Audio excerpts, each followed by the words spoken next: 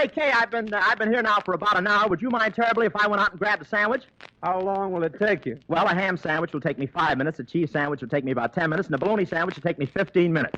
Go and grab yourself a triple-decker. I love that boy. Meantime, men, here's a tune that ought to lead yourself a little Yuletide heel and toe work. Let's all get in the spirit and yes, dance with the dolly with the hole in the stocking with Sassy Sally Manson. Yes, do it.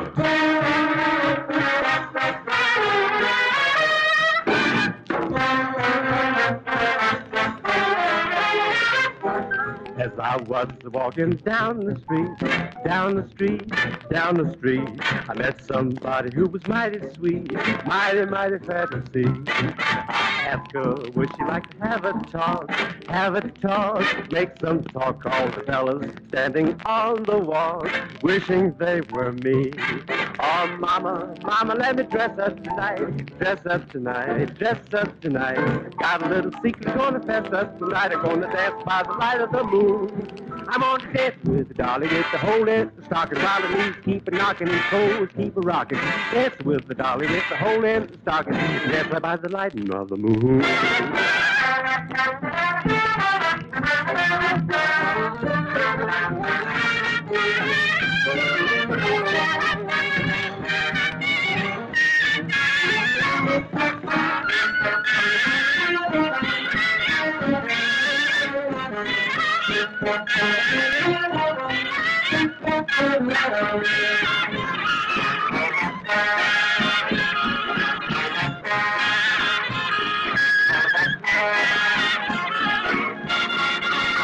I'm on to dance with the dolly with the whole empty stocking, while the knees keep knocking and toes keep rocking. Dance with the dolly with the whole empty stocking, gonna dance by the light of that silvery moon.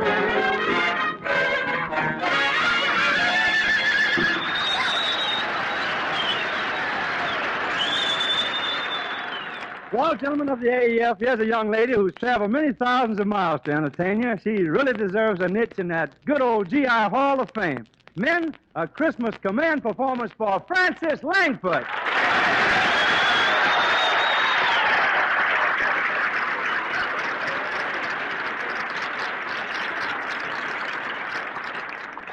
Thanks, Kay, and Christmas greetings, fellas. It's customary to answer the request you write in, and this is no time to break an old custom. So regards to everybody at Navy 232, D.L. Swanson and all at 726. Scoop, Uncle, and Leroy, Navy 152. Also, Soda the Cat. Ralph and the Homesick Seabees with the 72nd, the gang in Hut 261, Van the Flying Dutchman, Ray the Yankee Clipper, Mig the Whap, Rube the Swede, Ken the Shoplifter, and Jelly Belly O'Connor. The whole gang at 464. And all of you who have taken the trouble to drop me a line during the year. Here's the song you've asked me to do over and over again. It had to be you.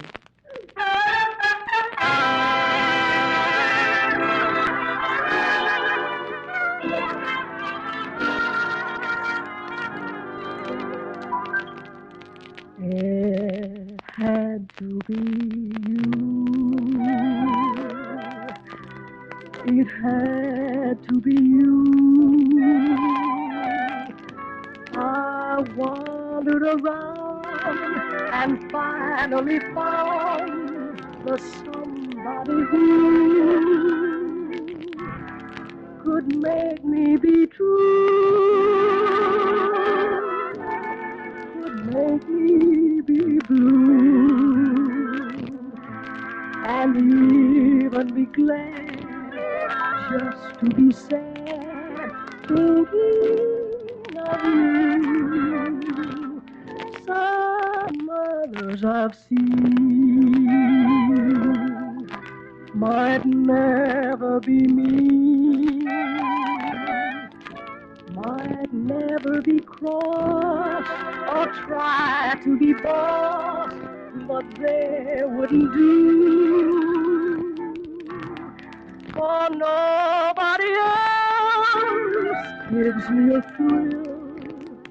With all your faults, I love you still. It had to be you, wonderful you. it had to be you.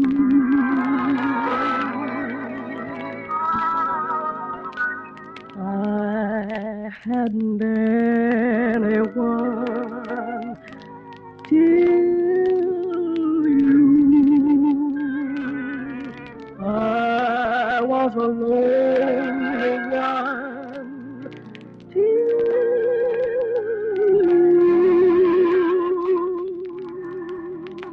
Nobody else gave me a thrill.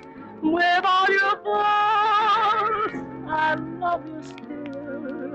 It had to be you, wonderful you. It had to be you.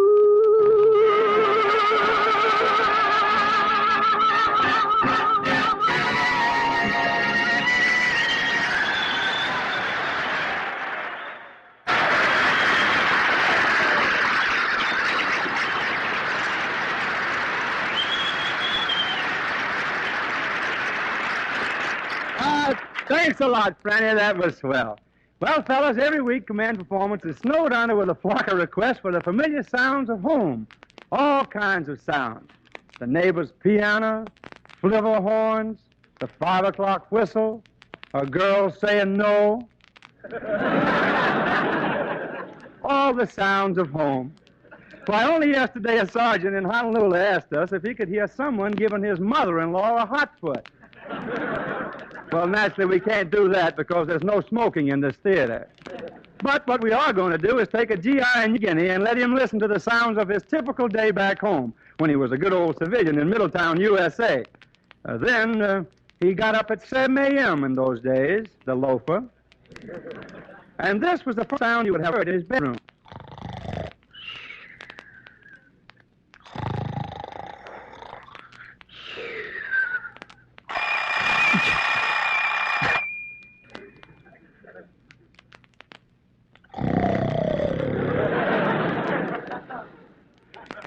But of course, Joe finally did get up, and after he'd sleepily dressed himself, he groped his way to the bathroom where he gave himself a thorough washing.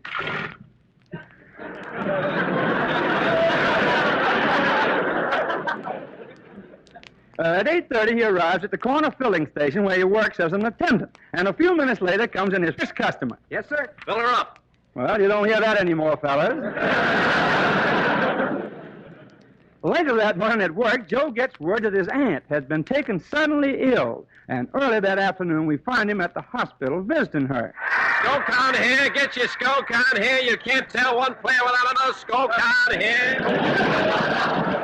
Peanuts, Cracker Jack, chewing gum. Peanuts, Cracker Jack, chewing gum. Ah, yes, chewing gum. You don't hear that anymore either, fellas. Well, it's a great game, and Joe enjoys every inning of it. His Dodgers are behind by a run as they come to bat for the last half of the ninth. But the bases are full with 2 out, and their slugger is up. It's 3-2 on the batter. Here's the windup. The pitch. There it goes. There it goes. There it goes. Yeah, there goes the ball game. He struck out. And so Joe disconsolately wends his way home. A bit thirsty, he pours himself a glass of milk. Hey.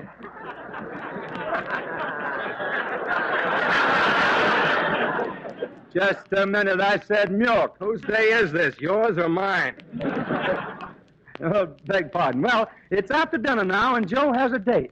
Yes, just a boy and girl in the good old days.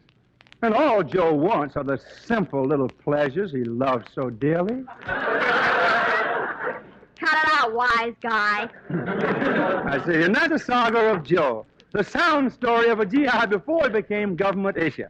Night finds him once more, just as we met him this morning. Ah, well. Sleep well, Joe. Pleasant dreams. Yes, you're going to need pleasant dreams, Joe. Because when the mailman comes tomorrow morning, boy, are you going to get some greetings.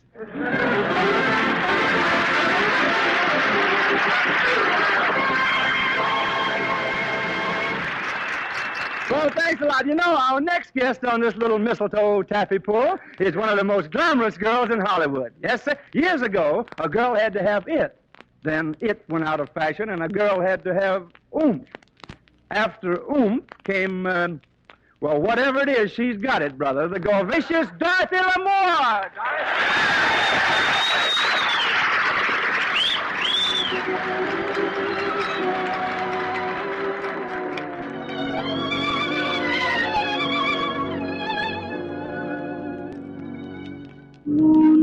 Moonlight and shadows, and you in my arms, and the melody in the bamboo tree, my sweet. Even in shadow, I feel no alarm while you hold me in the jungle night, my sweet. Close to my heart, you always will be. Never, never, never apart from me. Moonlight and shadows, and you in my arms. I belong to you, you belong to me, my sweet.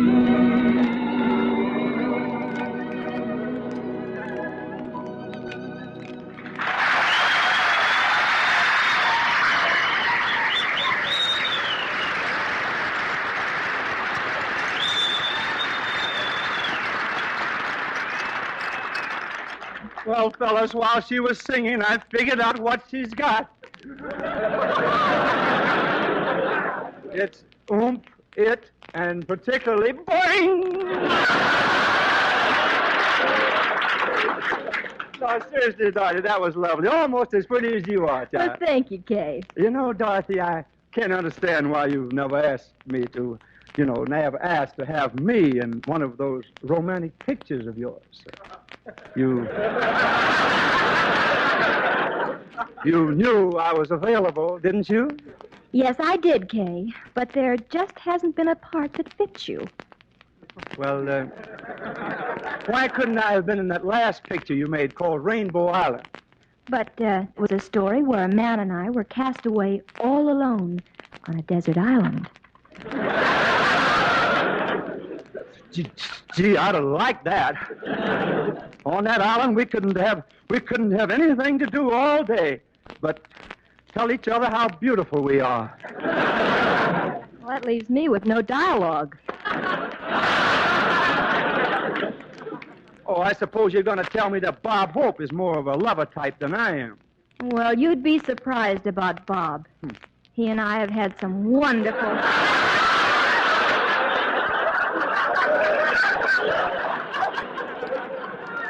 Bob and I have had some wonderful love scenes. Love scenes, Wonderful love scenes. In one picture, it was very romantic. He drew me into his arms, and then I looked up, and there was a beautiful crescent-shaped moon. That was Hope's nose. Kay, you shouldn't talk about Bob like that. And why not? I don't know what you can see in a guy like him. What a phony. Where's the glamour? Where's the romance?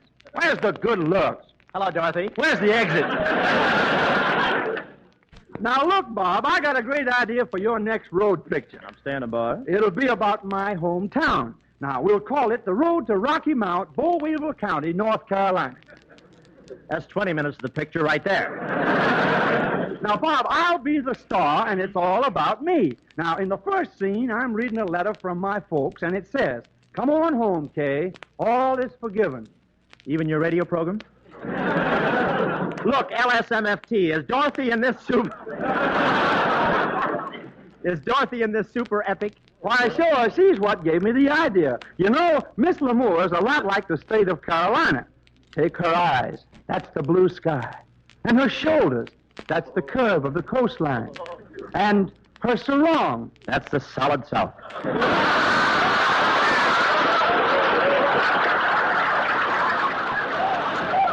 Well, let's get back to the picture. Now, the road to North Carolina. We start out, and after we've gone a few miles, we make a little detour. Detour? Yeah, we have to go around a big stack of tobacco. Then a little farther on, we come to another stack of tobacco. Look, couldn't we come across a pile of irium somewhere in here?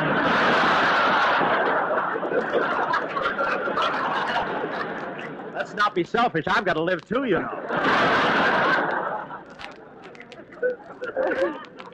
Okay, now we keep on going, and suddenly when we turn a corner, we see a big lump in the middle of the road. I knew we'd come to Crosby sooner or later.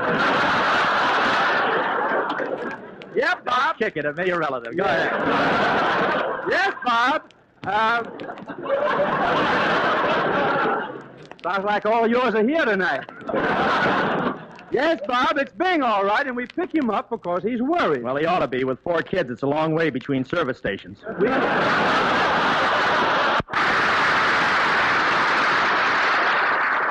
Now, fellas, we bring you one of the brightest young stars ever to flash across the entertainment world. Loads of charm, bursting with talent, a really thrilling personality, effervescent, magnetic, dynamic Danny Kaye.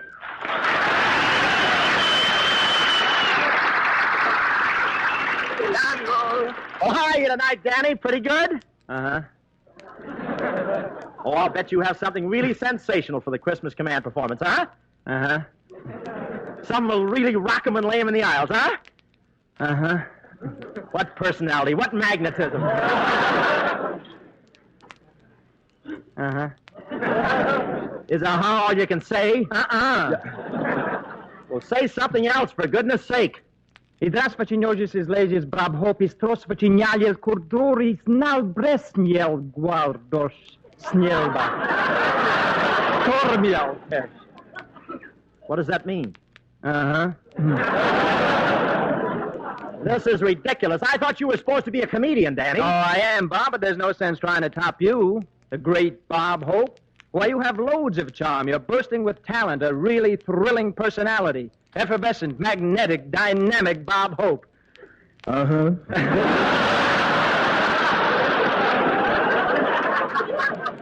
And besides, Bob, my files only go back to 1937.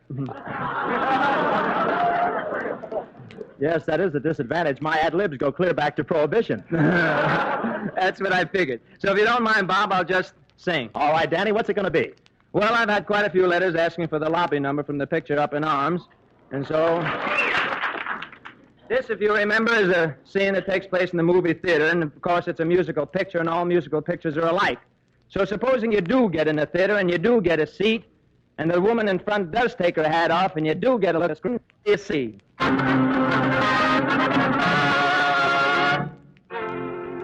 Manic Depressive Pictures present... Roar! Roar! Hello, Fresno, goodbye! Produced by our Humanic and directed by Depressive. Now you know the name of the picture and you'd like to see it. But now... Screenplay by Gluck, from a stage play by Motz, from a story by Blitt, from a chapter by Ron, from a sentence by Dokes, from a comma by Stokes, from an idea by Gropes, based on a Joe Miller's a joke. Now you know the name of the picture and who wrote it, and you'd still like to see it. But now...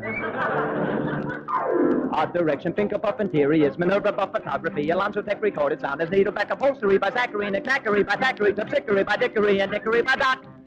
Now finally, at last, comes the picture. And what do we see? The same old beautiful chorus girls. The opening scene is a ranch in Fresno, California. So what are they singing? When it's cherry blossom time in Orange, New Jersey, I will make a peach of a bear. I know we can't elope, so honey, do be mine. And if... Up from the gulch rides a hunk of man. He is our hero, Cowboy Dan, a galloping, yodeling buckaroo. His horse, of course, is a baritone, too. I've got that old wagon wheel inside of me. I've got that. The girls are delighted to hear this. But where is our heroine? As the bell rings for lunch, we find our heroine in the corral eating a heart out. She is Mary Swan, the tap-dancing daughter of an American juggling act who left her on the doorstep of an old English castle where she was found by Sir Basil Metabolism, who said, I told the girl, baby, I shall raise her as my own daughter, which she did. But she wants to marry Cowboy Dan, whom she met on the strip, and it was Robert's first night, and she wants to tap dance. The Cowboy Dan that she met wanted to tap dance, but she knows Sir Basil will never fit this. Never, never, never. That's why she is eating her heart out. But through her tears, she is singing a happy little song, because she is also a coloratura soprano.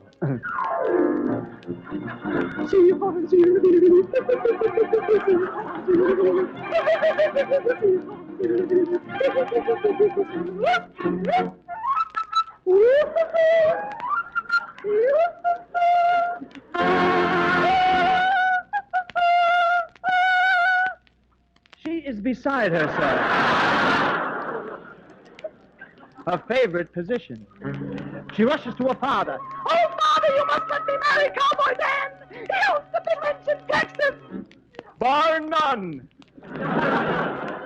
Cowboy Dan cannot believe his ears. Bar none? Well, that's the password of the FBI. It can't be. No, no. Yes, yes. No, no. Yes, yes. No, no. Yes, yes. No, no. Yes, yes. It can't be! But it was. He rushes to Mary Swan. Mary Swan, you must help me.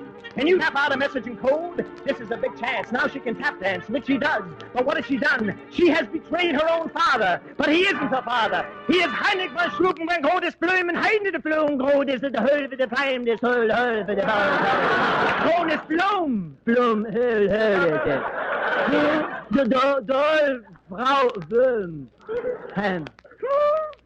The dangerous German spy. Stick up your hands, you dirty rat, and gout is played and Altenblatt. So the FBI finally captured German spy Dan and Mary about to blend. You think the picture's about to end? But no. Who ever heard of a musical picture without Carmelita Pepita, the Bolivian bombshell? I wish you could come with me to my little village in Bolivia. So peaceful there are the purple mountains with the lovely mist and the shining stars. And the little people who live so simple and quiet. And every night all they want to do is... Conga! Conga! Conga! Conga!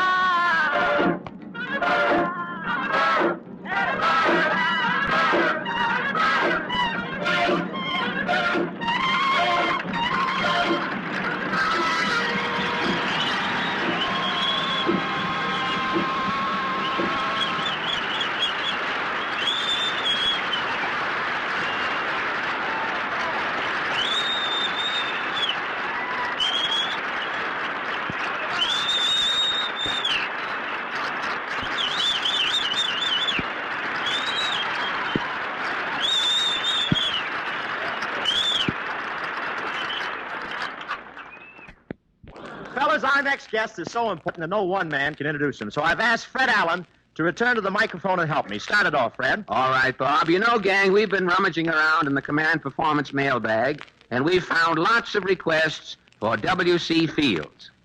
Yeah, especially around the holiday season with New Year's Eve. I didn't figure on it. How did they hide that joke on me? Now from APO 704 comes the other side. Puddin' Souders, Mick the Chick, Shotgun Sipes, and Wino the Wolf. And so for those guys and all the others, Mr. W.C. Fields. Mr. W. Fields.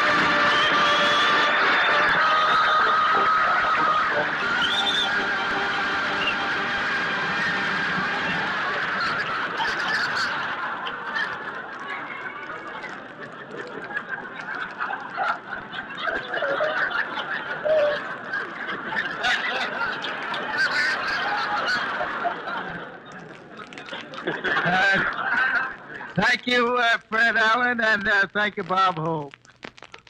And thank you. Now I'll start to read the line.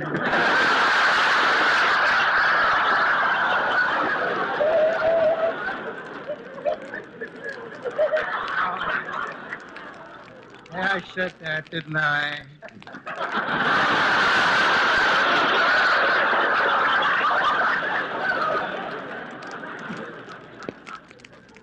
Throughout the Middle Ages, the use of liquor was universal, and drunkenness was so common, it was unnoticed. They called it the Middle Ages because no one was able to walk home unless they were between two other fellows. I was the middle guy. Now, before I go any further, please do not labor under the misconception that I always have been a teetotaler.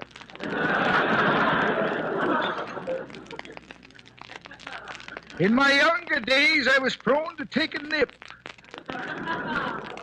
I chortle now at that former weakness in my otherwise strong character.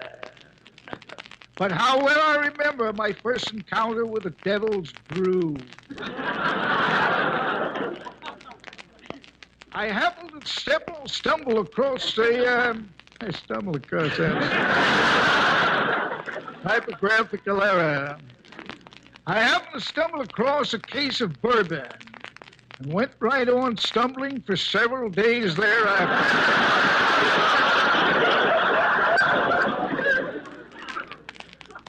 Of course, now I touch nothing stronger than buttermilk. 90 proof buttermilk. I look on my days of revelry with scorn and reproachment and shudder. When I recall going to the corner saloon, tugging at my daddy's coattails and saying, "Father, dear father, come home with me now and bring a jug with you."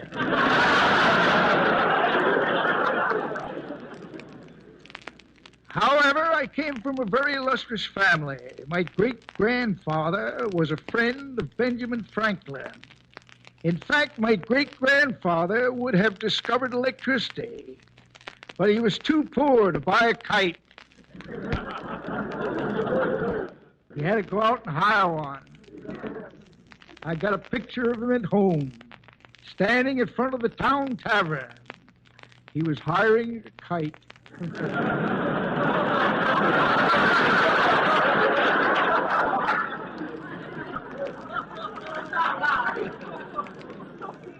Much higher. Now, many of you in the audience are giggling and scoffing and saying that I have given up strong drink only because the stuff is so hard to get nowadays. But you are in error. My basement is loaded.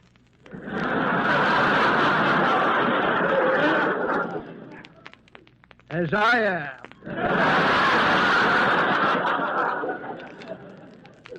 A pickpocket I once converted told me they have a school in Chicago, short for Illinois. A pocket-picking school. And the beginning rule they teach is no stimulants. They have to keep their heads clear and their fingers nimble. Why, friends, you set a bucket of beer in front of a pig and he'll grunt and walk away. And so should you. Or would you rather be a duck?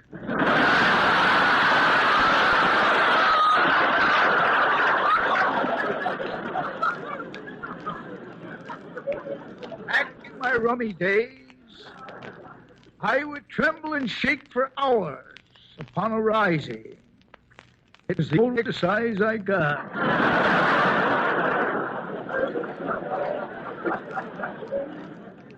Now, don't say you can't swear off drinking. It's easy.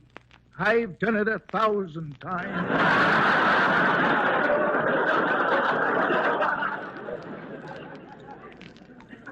In closing, I would like to offer my own favorite recipe to take the place of intoxicants. It's a real thirst quencher. It's called the Raspberry Freeze, known in England as the Raspberry Freeze. Take 1 cup of pineapple juice, 2 cups of raspberry juice, 1 if you're in Europe, 1 cup of black tea, 3 cups of water, and 2 eggs white, 2 egg whites. Freeze until half stiff. Well, when you're half stiff, everything is all right. I thank you.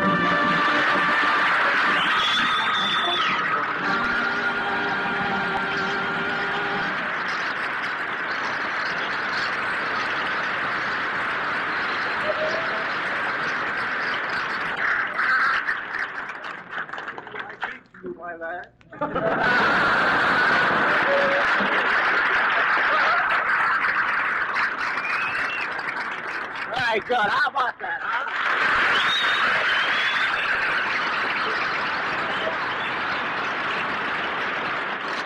Well, men, no Christmas package of entertainment from home would be complete unless it included the gal you write in about so often. She's tops with you, and she certainly tops with us. So, fellas, here's Judy Garland.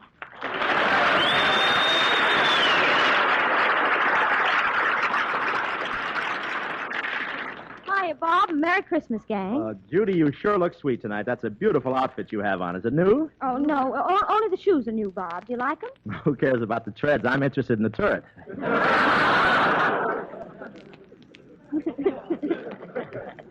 You don't change much, do you, Bob? No, I'm in a lovely rut. Tell me, Jude, what are you doing after the show tonight? Why? Well, I thought we might go for another spin in my car like we did the other night. It'll be fun. I'm almost out of gas again. Oh, no. No more of those wild rides for me. I don't trust you. Well, Judy, I didn't hold your hand or hug you or kiss you, did I? Oh, no, you didn't, Bob. Is your brother really a cop?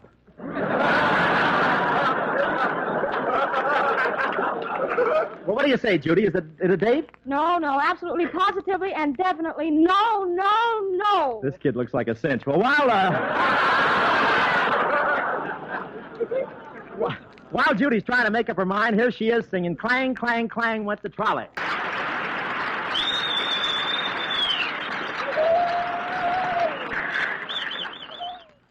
And it's a great pleasure at this time to introduce to you one of the greatest actors I've ever known, and incidentally, a swell fellow. Here he is, Spencer Tracy.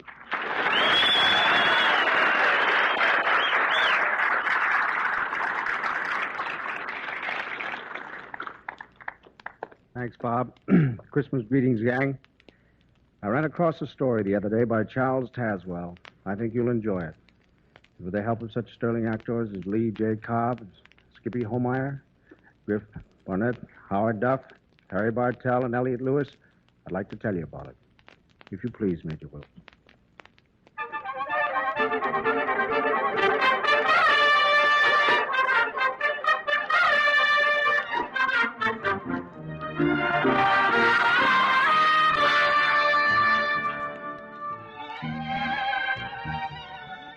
The same winter sun that dances on the winter snows up north sprawls indolently at ease in the thick white dust of El Camino del Norte, Old Mexico.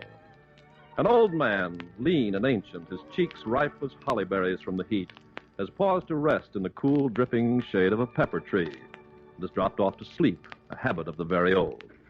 He's suddenly awakened by the shrill voice of Pablo, aged 10, who stands with bare brown legs wide apart in the center of the road and bitterly addresses a small, discouraged, disreputable donkey. A donkey. A donkey, you call yourself, estupido. A fine animal with 4 stout legs on each corner. A most splendid tail to shoo off the flies. and a most handsome head stuck on the front to point the way you're going. See. And what use do you make of this excellent equipment the good God has given you? Nothing. Absolutely nothing.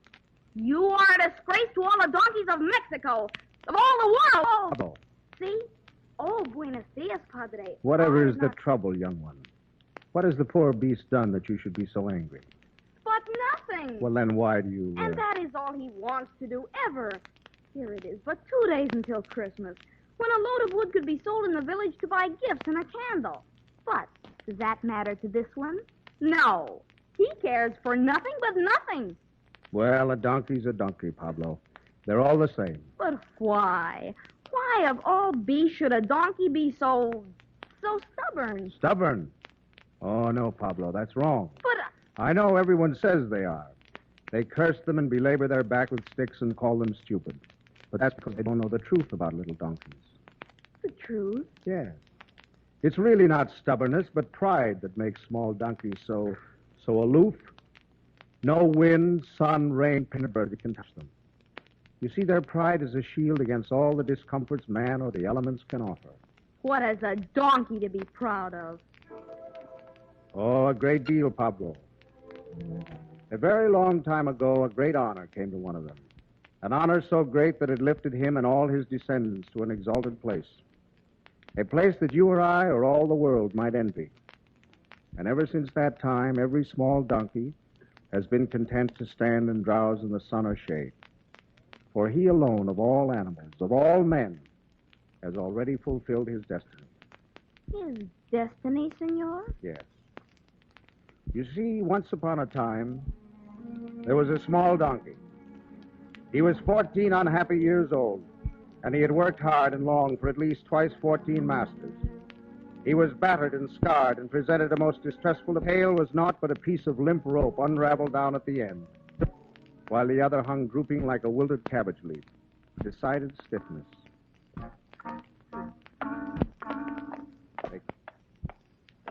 No crying over a miserable donkey. Hurry, be off with you. And take good care not to lose that piece of silver on the way home.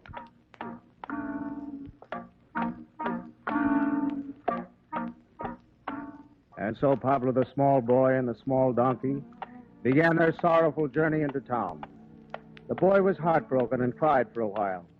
Then he tried desperately to think of some way to save his friend. The sound of the small one's hoofs on the road seemed to say over and over again, "Going to the Tanners, going to the Tanners." Suddenly it came to the boy's mind that there was a horse market in the town. If he could sell Small One to some new and kind master, the little donkey would still live, and yet the father would also have his piece of silver. Well, it was early afternoon when the boy and Small One passed through the town gates and down the narrow, twisted streets to the marketplace.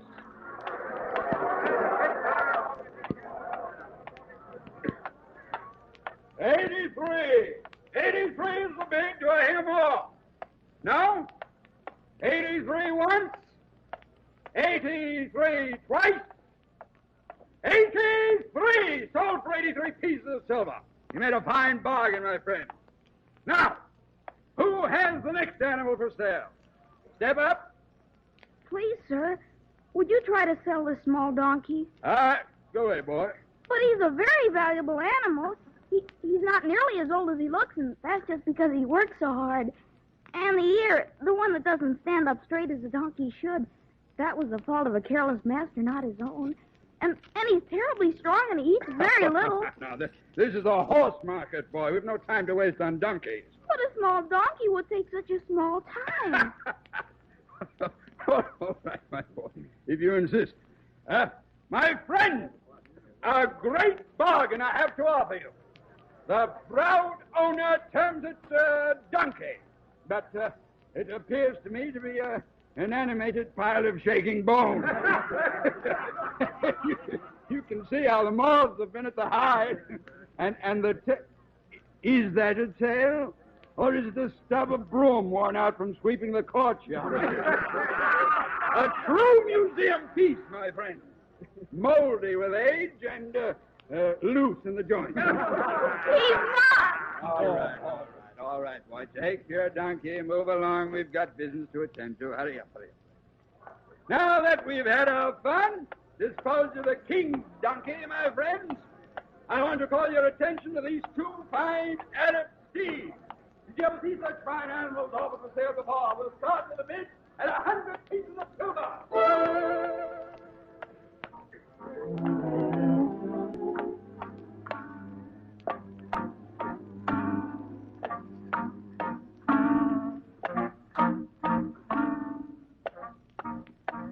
And so the boy and the little beast left the marketplace, Pablo. The hours were slipping swiftly by, and the boy knew he must soon start for home, and that he must have the piece of silver to give to his father. He tried stopping people on the street. He inquired from door to door, but no one desired to buy a small, tired donkey. The sun was sinking fast when he came, at last back to the town gates and stood before the tanner's door. The boy's face was tear-streaked, and the small one's head drooped so low that his limp ear almost touched the ground. The boy said goodbye to his small friend and asked forgiveness for what he had to do, and there was understanding in the little donkey's eyes. Then, just as the boy was lifting the latch of the tanner's door, a voice spoke to him. My son, Yes, sir? I have a great favor to ask. Are you the owner of that small donkey? Oh, yes, sir. I have a long journey to make, and my wife is not well. I have great need of a strong, gentle animal to carry her safely. Oh, Small One is very strong and very trustworthy. Yes, I can see.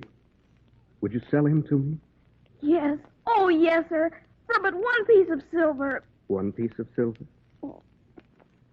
Is that too much, sir? Too much? Oh, no. A very reasonable price for such a beautiful animal. He's not very beautiful, but he is good. Yes. Yes, I can see that. I'll be kind to him, I promise you that. Then he'll work hard to please you. Here's your piece of silver. Come, small one. Do you mind? Do you mind if I come as far as the town gates? You see, Small One and I are... Not at all. You'll want to say goodbye to him, of course. You can do that while I see my wife safely on his back. Here we are. Easy, small one. Goodbye, Small One. You must be very faithful, and it isn't forever, you know. I'll buy you back, and you'll have a fine stable and nothing to do at all but sleep and eat. Won't that be nice, Small One? All right, my son. We're ready to go. Wait, traveler. Yes, soldier. I must make out the record before you can pass through the town gates. Who are you? My name is Joseph. And your wife? They call her. Your destination? Is Bethlehem. Pass. Come, small one. Goodbye, son. Goodbye. Goodbye, Small One.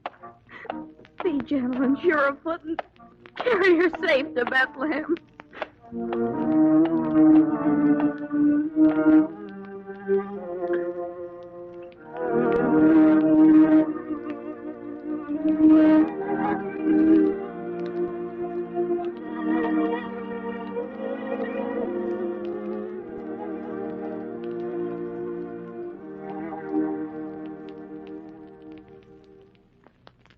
And so, Pablo, the small one traveled the many weary miles to Bethlehem. And there in a stable, which became a king's stable, he saw a king born, a king of men, of centuries, of life, of death. Yes, the small one's tired old eyes saw the shepherds and the wise men who came to pay homage to his small master. And he heard the voices of angels rejoicing, singing the very same notes his hoofs had rung out on the stones of the road. Then it came to pass that all those who had laughed at his ragged coat, his limping gait, his drooping ear, they all envied the small one, for he was part of a great miracle. That was a long, long time ago, Pablo, my son. But today all small donkeys stand and dream. especially at Christmas time. They dream of the small one of Bethlehem.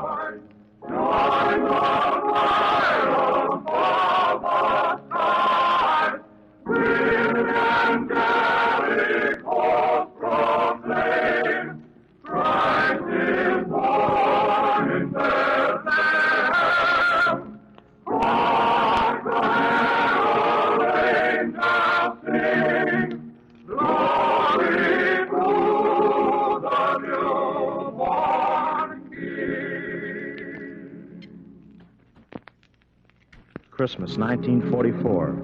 Once again, America is singing the carols of Christmas, and Command Performance brings you home for the carols you've always loved.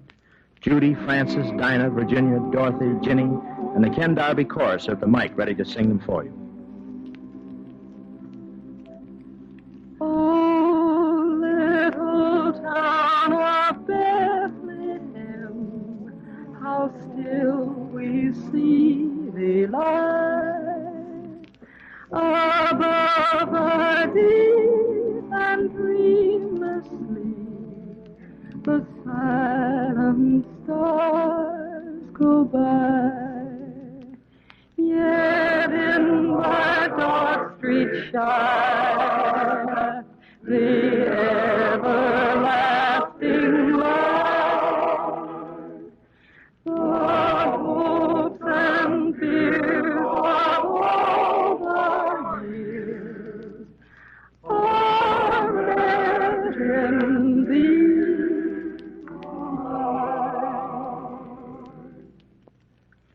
For all you GIs spending Christmas many miles from home this year, around Saipan, Guam, Kwajalein, Guadalcanal, Nimoy, the New Guinea jungles, where you'll miss the deep snow and the bare trees and the faint sound of carols coming from the little red brick church just down the street, here's Judy Garland to give you a bit of one of the carols you'd surely hear. Oh, come, all ye faithful, joyful and triumphant. Oh, come ye to Bethlehem. Come and behold him, born the King of angels. Oh, come, let us adore him. Oh, come, let us adore him. Oh, come, let us adore him. Christ the Lord. Some of you are probably listening to the expeditionary station at Port Moresby right now, or Tarawa, Tehran, Awaz, Natal, Assam, Yorhat, or Gaya, on the CBI area. Well, Jimmy Sims wants to sing a bit of a carol that is probably being sung at this very minute by some of your old friends, or your sweethearts, back in Columbus, in Philadelphia, and in Dallas. Jimmy? The first Noel, the angels did say, was too certain for shepherds in fields as they lay. In fields where they lay keeping their sheep on the cold winter's night that was so deep. Noel, Noel, Noel, Noel. Born is a King of Israel.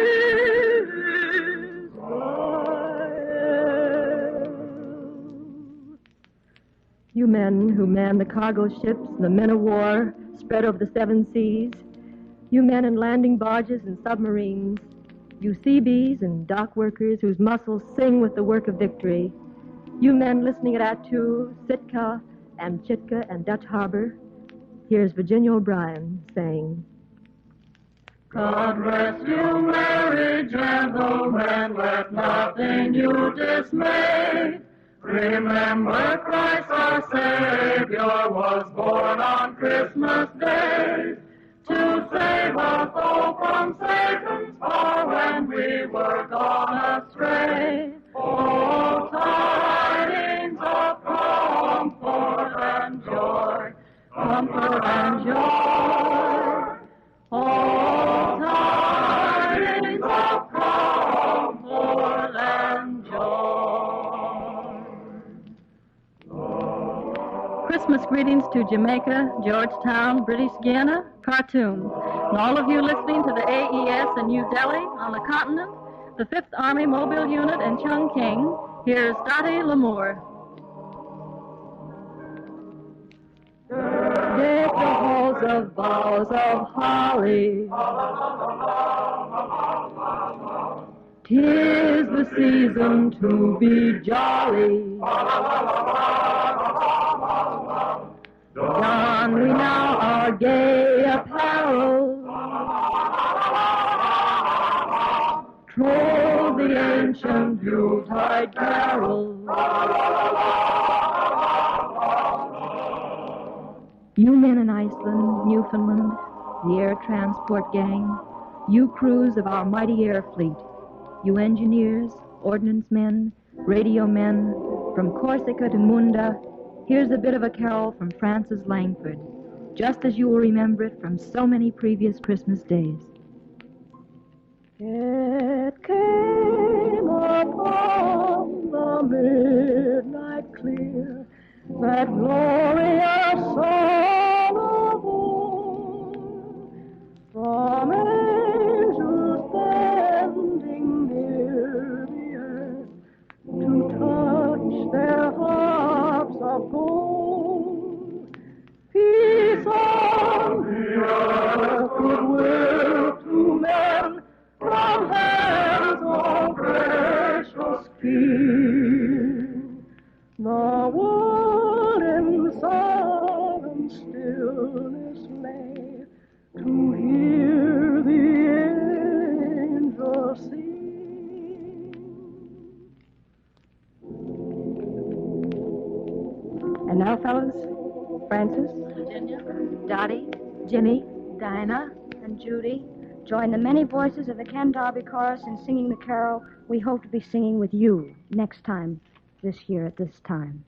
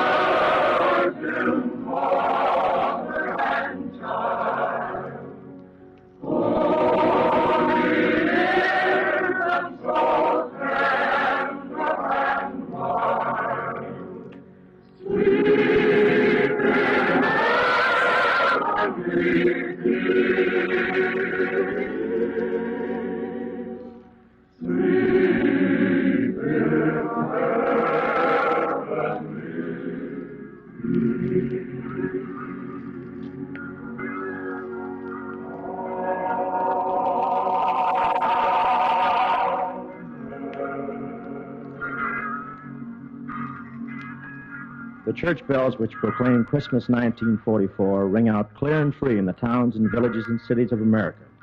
But that sound travels a long way this year of our Lord 1944.